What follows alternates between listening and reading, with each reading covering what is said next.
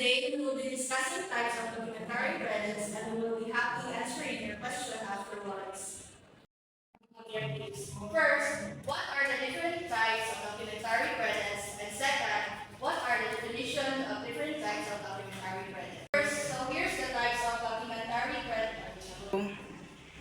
Here's the types of documentary credits. First, irrevocable and revocable credits. First, irrevocable credits. Irrevocable credits can constitute a definite undertaking by the issuing bank that it will honor the credit. According to the Article 3 of the UCP, a credit is irrevocable even if it doesn't say so. This means bank makes a firm promise to pay if all the documents are correct. They can change their mind. Revocable credit. This type of credit can be cancelled or changed by the bank at any time. According to their discretion, this makes it less reliable for the beneficiary. Next, unconfirmed and confirmed credits. Confirmation.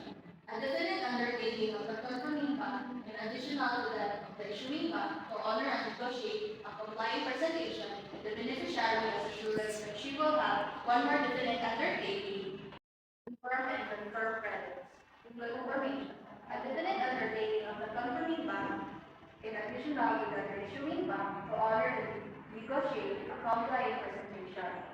According to the banking practice, a confirmed credit means that the issuing bank and another bank, the confirmation bank promise to pay. This gives the beneficiary extra security. Unconfirmed credit. Only issuing bank provides an undertaking to pay. Beneficiary and the advising bank has no undertaking to pay. In unconfirmed credit, only the issuing bank promises to pay. According to their initial agreement, other banks involved are just helping with the process.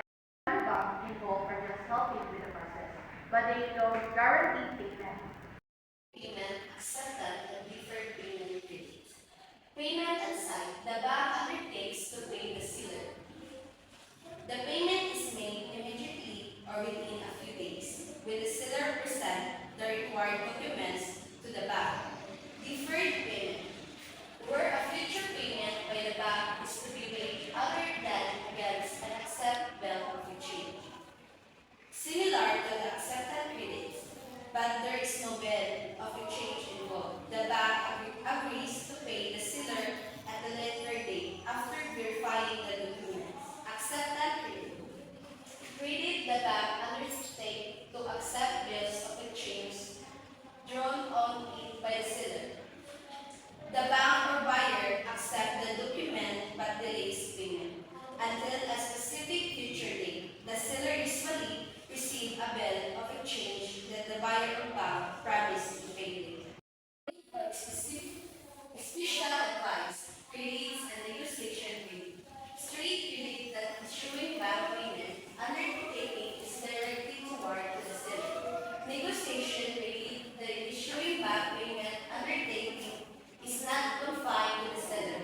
It extends to the nominated bank authorized to negotiate to purchase the bill of exchange drawn by the seller. The beneficiary can only collect payment from the bank. This limits flexibility but ensuring security. Negotiation credit. The beneficiary can present the documents to any bank that is willing to negotiate. The beneficiary can present the documents to the any bank that is willing to negotiate. This gives the seller more flexibility to get payment faster. Next is red and green cross credit. Red cross credits are those allowing the seller to draw on a documentary credit in advance of shipment. So red cross allows an advance pay before shipping the goods. Example is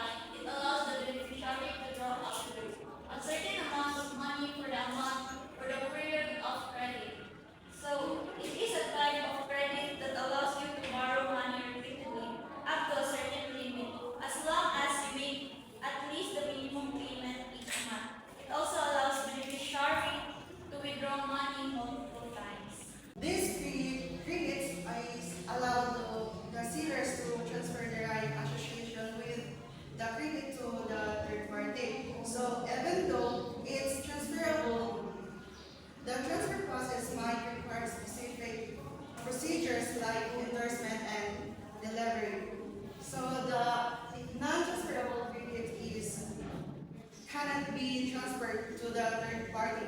The rights and obligation remain solely with the original parties involved. So, specific types of credits that fall under the Uniform Custom and Practices for Documentary Credits or UCP. Demand guarantees are typically used to ensure payment or performance, while standby credits are form of financial security